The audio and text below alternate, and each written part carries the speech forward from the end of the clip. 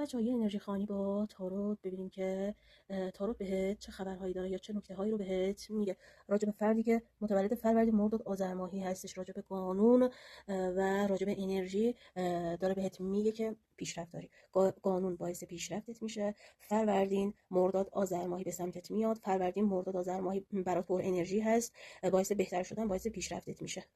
راجع به تیر آبان اسفند ماهی داره میگه که این شخص رو بگیر و ول نکن. دیدار با این شخص داری، این شخص رو بیخیال نشو. راجع به کنترل تسلطت، راجع به اینکه برسی به یک چیزی 100% جواب بله رو بهت داره میده. راجع به ناامیدی که روی سکه داری، روی پول داری و خیلی ناامید هستی، این روی دو وده برات حل میشه. راجع به طول کشیدن یک قضیه و راجع به اینکه باید منتظر بمونی و راجع به دوباره فروردین مرداد آذر ماهی یکم منتظر شو، برات این اتفاق میفته از حالت ناامیدی در بیای. اگه منتظر این هستی که یه فاصله یا یه چیزی زودتر بشه، این اتفاق داره میفته، ولی یه دو وعده کوتاه منتظر بمون.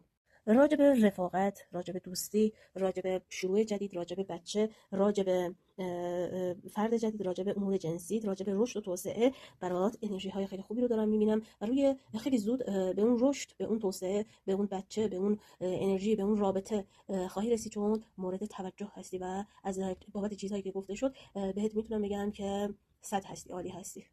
راجع به جشن، راجع به مراسم، راجع به فامیل، راجع به تیم و دوستانت یه حالت بستگی افتاده. مواظب باش، مواظب اختلافات باش، مواظب درگیری ها باش، مواظب این باش که فردی که ازت فاصله داره بدجنسی نکنه. یه کارت خیانت روی مهر، خرداد و بهمن ماهی ها افتاده. یکم حالا خودت هستی یا طرف مقابلت هستی، کم احتیاط لازم رو داشته باش. یه حالت بدجنسی رو من دارم میبینم.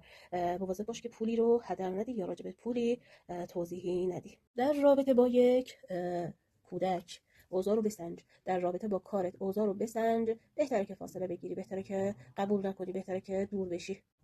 دور شدنت، فاصله گرفتنت و خیلی باعث موفقیتت میشه. اینکه فاصلت رو دور کنی و از عقلت استفاده کنی، از شعورت استفاده کنی و زیاد نچسبی. دوم اینکه خب اگه از کسی ازت دور هستش، داره این دو تا کارت پیغام میده که این شخص برمیگرده به سمتت، یا اگه موضوعی برات از بین رفته ساعت 9 بعد 9 برات حل میشه. یه برگشت یا آرامش برات دارم میبینم.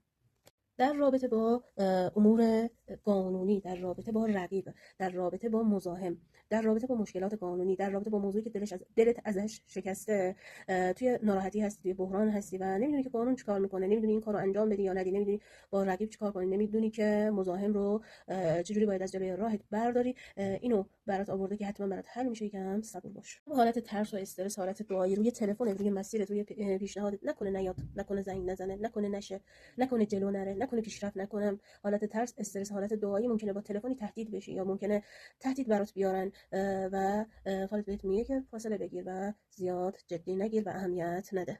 در رابطه با موضوعی که پنهان شده ولی خوب هستش، در مورد پنهان کردن پول، در مورد پول پنهانی، در مورد موفقیت‌های پنهانی مالی، در مورد اینکه پنهانی کارت رو انجام بده، سرپوشیده کارت رو انجام بده و مطمئن باش که موفق میشی و به راهت ادامه بده. نهایت فالت میگه صبور باش و فاصله بگیر.